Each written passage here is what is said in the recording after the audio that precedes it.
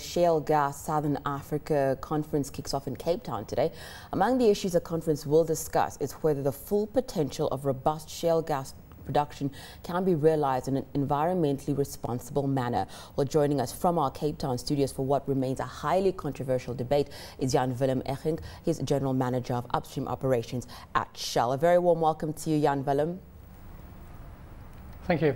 I do want to just start off with that. Is this something that can be achieved in when it comes to gas exploration, in an environmentally responsible manner? And I would imagine at Shell you are arguing that it is possible.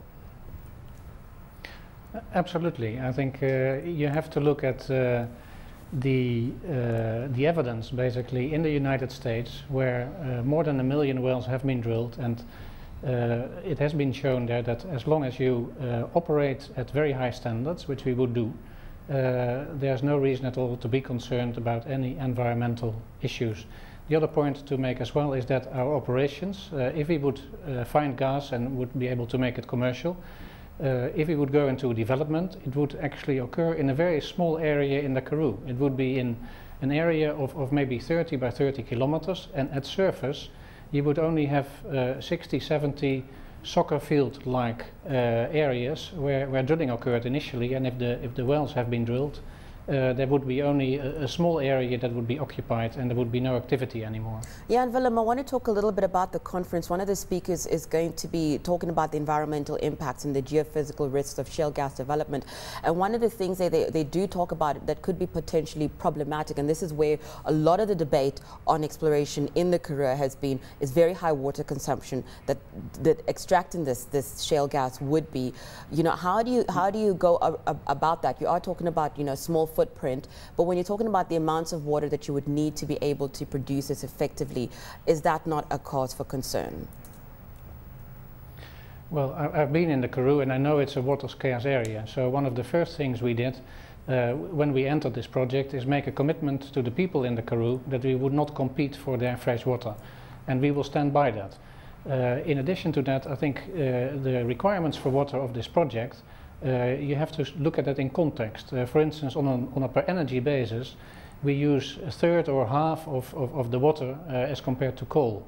And that actually you have to understand as well. In addition to that, in our operations we recycle a lot of water. So it's not the case that if you drill 100 wells, you can multiply the amount of water required for one well with 100, which a lot of people do actually.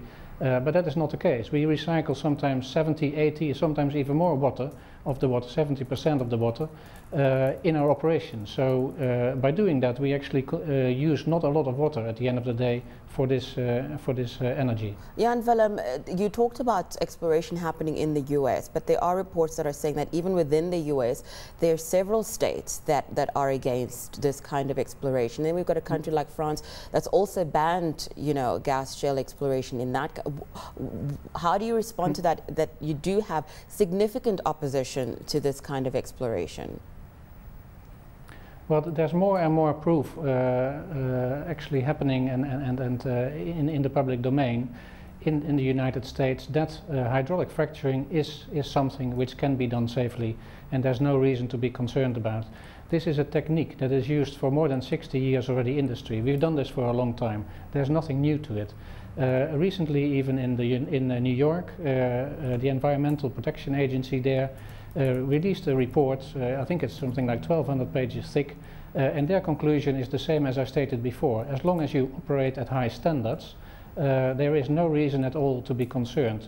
For instance, the chemicals we use in hydraulic fracturing, there are no relevant cases where these chemicals have ever appeared in the water table.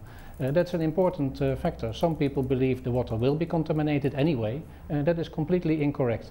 But I think it's more important to look at this project as an energy provider for South Africa and also a job provider. And that is what the recently released report of Tony Twine from Econometrics showed. This project could be a transformational project for South Africa if we can make it work. So if the gas is there and we can produce it, it would produce possibly under conservative scenarios up to 10% GDP, and possibly produce up to 700,000 jobs. And that is actually what is required in this country, and is also confirmed in the National Planning Commission report of Trevor Manuel. And I think this project, if it would work out, would contribute to a lot of the challenges that are outlined in that report. Jan-Willem, when you're talking about those 700,000 jobs, not only were there jobs, it was sustainable jobs, and you also talk about training opportunities that this would provide in academia partnerships. Just talk to us a little bit about some of those opportunities that would arise when you talk about this and putting this in your proposal of what it would do, not just in terms of employment, but just in terms of skills development, training opportunities, and these academia partnerships that you're talking about. Yeah. Initially in our exploration operations we will not generate a lot of jobs because we have to bring in the skills with the rigs which are not yet in country. But if we go into development we would need specifically more rigs, but also hopefully South Africans that can help us in these operations. So it is important for us to start early in cooperation with the academia to start basically breeding competencies such that we can use South Africans to do the job later on. Your questions about these jobs, are these jobs sustainable, yes or no? Some people believe the jobs in the shale gas industry are not sustainable. They absolutely are.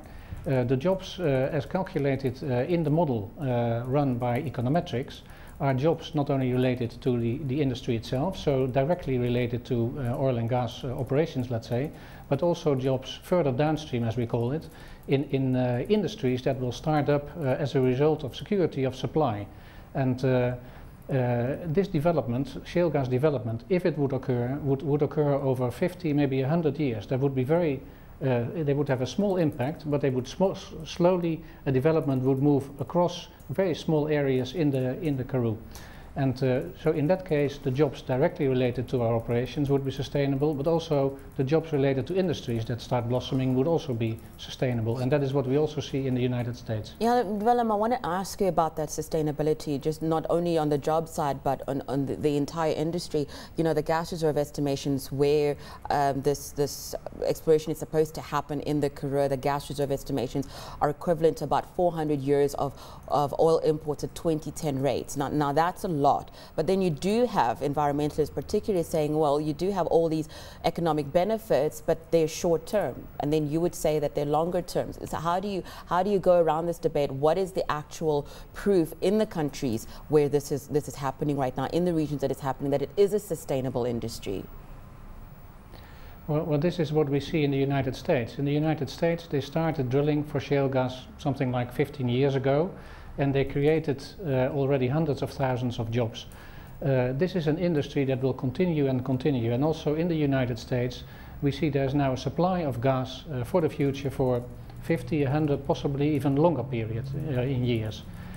Similarly, that would be the case here. If we can make it work here, it would possibly be enough for security, gas security for possibly 100 years. I'm not saying that the 485 TCF, which is the volume the International Energy Administration in the United States quoted, that is the number we believe in. My statement has always been, if we can find, for instance, 50 TCF, which is 50 times what Mossel Bay actually produces, if we can find that, this would already be very good news to South Africa, and that is also what the econometrics report confirms. That is when the 700,000 jobs would be generated, and also where significant amounts of revenue would actually flow to the state. Jan-Willem, let's talk a little bit about regulation and policies and where Shell is right now in getting the go-ahead for this to happen. What would you like to see in South Africa in terms of regulation, in terms of policies for this development to occur? Yeah, there are two policies or two regulations actually that in a way do matter. The environmental regulations here in South Africa are very strong. I've seen environmental regulations in a lot of countries where we operate, but the ones here in South Africa are actually one of the strongest I've ever seen.